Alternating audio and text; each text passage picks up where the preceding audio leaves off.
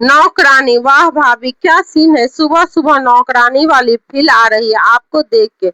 सविता के हाथ एक सेकंड को रुक गए, लेकिन उसने सिर नीचे रखकर ही काम जारी रखा, जैसे ये बात नई ना हो, जैसे वो रोज ही ये सब सुनती हो। नेहा वही खड़ी खड़ी मुस्कुरा रही थी, फिर जोर से बोली ताकि आंगन में बैठी औरतें भी सुन ले, अरे मम्मी देखिए ना, आपकी बहू को बिल्कुल नौकरानी बना रखा है आपने, और इसे भी कोई शर्म नहीं है, ऐसे काम करती है जैसे यही इसकी औकात हो। बाहर बैठी औरतों ने हल्की हंसी गूंज गई। सविता के कानों में हर आवाज चुभ रही थी, लेकिन उसने कुछ नहीं कहा, बस रोटी तवे पर डाली और आंखों में आंसू रोक लिए। तभी सास अंदर आई और बोली, नेहा ज्यादा मत बोल, काम तो करना ही पड़ता है घर में। उनकी आवाज में भी डांट कम और मजाक ज्यादा था। नेहा और जोर से हंस पड़ी, मम्मी मैं तो बस सच्चाई बता रही थी, भाभी को तो आदत हो गई है नौकरानी बनने की ना। भाभी ये कहते हुए उसने धीरे सीधे सविता की तरफ देखा, जैसे उसे उसका रही सही हो जवाब दे। इस बार सविता ने धीरे से बेलन रखा, साफ हाथ किए और बिना गुस्से के सीधी आंखों में देखते हुए बोली, दीदी नौकरानी वो होती है जिसे मजबूरी में काम करना पड़े, मैं तो इस घर की बहू हूँ, अपने घर का काम कर रही हूँ। उसकी आवाज शांत थी, लेकिन अंदर दबा गुस्सा साफ महसूस हो रहा था। नेहा का चेहरा थोड़ा बदल गया, उसे उम्मीद नहीं थी कि सविता इस तरह सामने जवाब देगी। उसने तुरंत तेवर बदलते हुए कहा, ओहो आज तो भाभी में जुबान आ गई है, लगता है किसी ने हवा दे दी है। सविता ने कुछ सेकेंड उसे देखा, फिर बिना कुछ बोले वापस रोटी बनाने लगी, लेकिन इस बार उसके चेहरे पर वही चुप रहने वाली सविता नहीं थी, कुछ बदल चुका था। बाहर बैठी औरतें अब धीरे धीरे उठने लगी थी, लेकिन जाते जाते सबकी नजरें सविता पर ही थी, जैसे आज कुछ अलग देखा हो उन्होंने। और नेहा अंदर ही अंदर जल रही थी कि जिस भाभी को वो हमेशा दबा कर रखती थी, आज वही आंखों में आंख डालकर बात कर रही है। उस दिन सविता पूरे दिन चुप रही, ना किसी से बहस ना कोई सफाई, लेकिन उसके हर काम में एक अलग ही शक्ति थी, जैसे उसने मन कुछ तय कर लिया हो। और शाम होते होते उसने ऐसा फैसला लिया जो इस घर की नींव हिला देने वाली थी। शाम होते होते घर का माहौल अजीब सा हो गया था।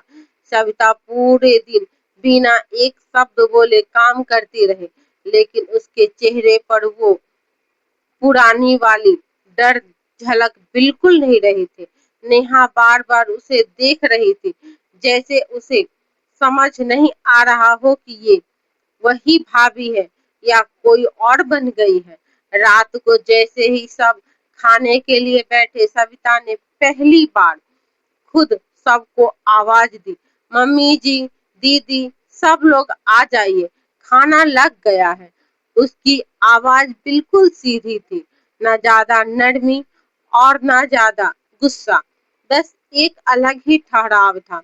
सब लोग आकर बैठ गया, नेहा भी कुर्सी खींच कर बैठ गई, लेकिन उसकी नजरें बार बार सविता पर ही थी। खाना शुरू हुआ ही था कि सविता अचानक बोली, एक बात कहती थी सबके सामने। ये सुनते ही नेहा हंस पड़ी, लो शुरू हो गई भाभी, आज तो पूरा भाषण होगा लगता है। लेकिन इस बार सविता ने उसकी तरफ देखा भी नहीं, सीधा सास की तरफ देखते हुए बोली, मम्मी जी, आज दीदी ने जो कहा वो गलत नहीं था, मैं सच में इस घर में नौकरानी की तरह ही रह रही हूँ। ये सुनते ही सब चुप हो गए। नेहा के चेहरे पर जीत वाली मुस्कान आ गई, लेकिन अगले ही पल सविता ने जो कहा उससे उसका चेहरा उतर गया। फर्क बस इतना है कि नौकरानी को काम के पैसे मिलते हैं और मुझे सिर्फ ताने। सास का चेहरा सख्त हो गया। ये कैसी बातें कर रही हो बहू? सविता लेकिन सविता रुकी नहीं। उसकी आवाज अब और साफ हो गई थी। मैंने कभी शिकायत नहीं की, कभी किसी के सामने कुछ नहीं बोला, लेकिन आज पूरे मोहल्ले के सामने मेरी इज्जत उतारी गई। तब समझ आ गया कि चुप रहने से कुछ नहीं बदलता। नेहा अब चिढ़कर बोली, ओ प्लीज भाभी, इतना ड्रामा मत करो। दो बातें क्या बोल दी तो खुद को बेचारी बना लिया। सविता ने पहली बार सीधा उसकी आंखों में देखते हुए कहा, ड्रामा नहीं कर रही दीदी, बस अपना हक मांग रही हूँ। घर में सन्नाटा छा गया। सविता ने धीरे से अपनी प्लेट एक तरफ रख दी और बोली, आज के बाद मैं इस घर का हर काम करूंगी, लेकिन नौकरानी बनकर नहीं, बहू बनकर। और अगर किसी को फिर भी मुझे नौकरानी कहना है तो कल से मैं सच में सिर्फ उतना ही काम करूंगी जितना एक नौकरानी करती है। सास गुस्से में बोली, तुम हमें धमकी दे रही हो? सविता ने सिर हिलाया। नहीं मम्मी जी, बस बता रही हूँ कि अब मैं खुद की इज्जत खुद करूंगी। नेहा कुर्सी से उठते हुए बोली, मम्मी देख रही है ना आप, कैसे जुबान चल रही है इसकी। लेकिन इस बार सास भी चुप थी, जैसे उन्हें समझ नहीं आ रहा हो क्या जवाब दे। सविता बिना कुछ बोले वहां से उठी और अपने कमरे में चली गई। पीछे पूरा घर खामोश बैठा रहा गया, लेकिन उस खामोशी में डर भी था और गुस्सा भी। और उसी रात सविता ने अपने फोन से एक कॉल किया, ऐसा कॉल जिसने अगले दिन इस घर में तूफान ला देने वाला था। रात के सन्नाटे में सबको लगा था कि सविता बस गुस्से में बोल रही है। सुबह होते होते सब फिर पहले जैसा हो जाएगा। लेकिन अगली सुबह जो हुआ उसने पूरे घर की नींव उड़ा दी। सुबह दरवाजे की घंटी जोर जोर से बजी। नेहा चिढ़ते हुए उठी, सुबह सुबह कौन आ गया? अब जैसे ही दरवाजा खोला, सामने दो लोग खड़े थे, साफ कपड़े हाथ में, फाइल और चेहरे पर सख्ती। हम सविता जी से मिलने आए हैं। ये सुनते ही नेहा चौंक गई। कौन सविता, क्या काम है? तभी पीछे से सविता खुद आ गई, बिल्कुल शांत चेहरा। मैं ही हूँ सविता, आइए अंदर। सास भी बाहर आ गई। कौन है ये लोग? सविता ने सीधा जवाब दिया, मम्मी जी, ये लोग घरेलू काम और महिला अधिकार से जुड़े ऑफिस से आए हैं। कल रात मैंने इन्हें कॉल किया था। ये सुनते ही नेहा का चेहरा सफेद पड़ गया। क्या तूने बाहर वालों को घर की बात बता दी? सविता ने बिना हिचकते कहा, जब घर वाले इज्जत नहीं देते तो बाहर वालों को ही बुलाना पड़ता है। उसकी आवाज में अब डर नहीं था, बिल्कुल ठहराव था। वो लोग अंदर आकर बैठ गए और सीधे बोले, हमें शिकायत मिली है कि इस घर में एक महिला के साथ नौकरानी जैसा व्यवहार किया जा रहा है।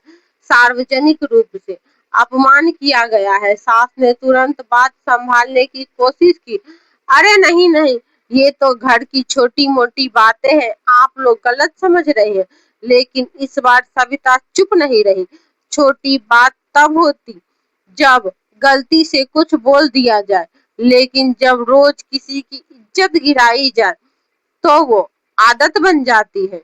उसकी बात सुनकर कमरे में सन्नाटा छा गया। नेहा आप गुस्से में तिलमिला रही थी। भाभी तुम पागल हो गई है क्या? मोहल्ले में हमारी नाक कटाएगी क्या?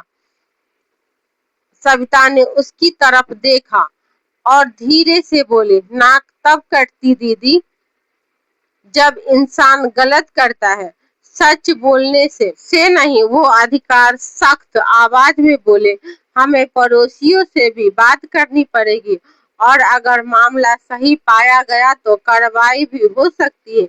ये सुनते ही सास के चेहरे का रंग उड़ गया। उन्हें पहली बार डर महसूस हुआ। पूरा घर अब एकदम खामोश था। नेहा की बोलती बंद हो चुकी थी। जो लड़की कल तक सबके सामने सविता को नौकरानी कह रही थी, आज वही किसी की आंखों में देखने की हिम्मत नहीं कर पा रही थी। सविता ने एक नजर पूरे घर में डाली, फिर साफ आवाज में बोली, मैंने सिर्फ इतना किया है कि खुद को अपमान से बचाया है। अब फैसला आप लोगों का है। मुझे इस घर में बहू की तरह रखना है या सच में नौकरानी बना देना है। उसकी बात सुनकर सास कुर्सी पर बैठ गई, जैसे पहली बार उन्हें एहसास हुआ हो कि मामला हाथ से निकल चुका है। और नेहा, वो अंदर ही अंदर जल रही थी, लेकिन इस बार उसके पास कोई जवाब नहीं था। लेकिन असली झटका तो अभी बाकी था, क्योंकि सविता ने जो अगला कदम उठाने का फैसला किया था, वो इस घर का सब कुछ बदलने वाला था। घर में सन्नाटा ऐसा था जैसे किसी ने आवाज छीन ली हो। अधिकारी लोग अपनी बात कहकर उठने लगे। जाते जाते उन्होंने साफ बोल दिया, हम दोबारा भी आएंगे और उम्मीद है तब तक माहौल बदल जाएगा चुका होगा। दरवाजा बंद हुआ तो सबकी नजर एक साथ सविता पर टिक गई। नेहा सबसे पहले फटी, तूने हमारी इज्जत मिट्टी में मिला दी। भाभी, बाहर वालों को बुला लिया, घर में इतनी हिम्मत कैसे हुई तेरी? उसकी आवाज में गुस्सा कम और डर ज्यादा था। सविता ने उसे शांति से देखा। इज्जत तब जाती है दीदी, जब इंसान दूसरों को नीचा दिखाता है। मैंने तो बस अपनी बचाई है। सास अब तक चुप थी, लेकिन इस बार उन्होंने भारी आवाज में कहा, तुम चाहती क्या हो सविता? ये पहला मौका था। जब उन्होंने सीधा पूछा, ना ताना ना हंसी, सिर्फ सवाल, सविता ने गहरी सांस ली और बिना रुके साफ साफ बोल दी, मुझे इस घर में रहना है, लेकिन बहू बनकर, नौकरानी बनकर नहीं। सुबह से रात तक काम करूंगी, लेकिन इज्जत के साथ किसी के सामने मुझे नीचा दिखाया गया तो मैं फिर चुप नहीं रहूंगी। और अगर ये सब आपको मंजूर नहीं है तो। वो एक सेकंड को रुकी, फिर सीधा बोली, तो मैं इस घर में नहीं रहूंगी। ये सुनते ही नेहा हंसने की कोशिश करने लगी। अरे वह खुद ही जाएगी और हमें डराएगी भी। लेकिन इस बार उसकी हंसी में वो पुराना दम नहीं था। सविता ने उसकी तरफ देखने बिना अलमारी खोली और अपना बैग बाहर निकाल लिया। धीरे धीरे अपने कपड़े रखने लगी, हर चीज को सलीके से रखते हुए जैसे वो पहले से तैयार थी। सास घबरा गई। अरे ये क्या कर रही हो तुम? सविता ने बिना मुड़े जवाब दिया, वही जो एक इज्जतदार इंसान करता है। जहाँ इज्जत ना मिले वहाँ रुका नहीं। पूरा घर जैसे हिल गया। नेहा पहली बार चुप खड़ी थी। उसे समझ नहीं आ रहा था कि अब क्या बोले, और सास उसकी आंखों में घबराहट साफ दिखाई दे रही थी। उन्हें एहसास हो गया था कि अगर आज सविता चली गई तो बात घर के बाहर ही नहीं, रिश्तों के अंदर भी टूट जाएगी। अचानक सास उठी और सविता के पास आकर बोली, रुको, कहीं मत जाओ। उनकी आवाज कांप रही थी। गलती हो गई हमसे, अब ऐसा नहीं होगा। ये सुनते ही नेहा चौंक गई। मम्मी आप? लेकिन सास ने उसे रोक दिया। बस नेहा, बहुत हो गया। कुछ सेकंड के लिए सब कुछ रुक सा गया। सविता के हाथ भी ठहर गए। उसने धीरे से पीछे मुड़कर देखा। सास की आंखों में पहली बार सच में पछतावा था। सविता ने बैग बंद किया, लेकिन उसे वापस अलमारी में नहीं रखा। बस सीधा खड़ी होकर बोली, मैं रुक रही हूँ, लेकिन आज के बाद अगर मेरी इज्जत पर फिर से बात हुई तो मैं चुपचाप नहीं जाऊंगी, सबके सामने जाऊंगी, और इस बार कोई रोक नहीं पाएगा।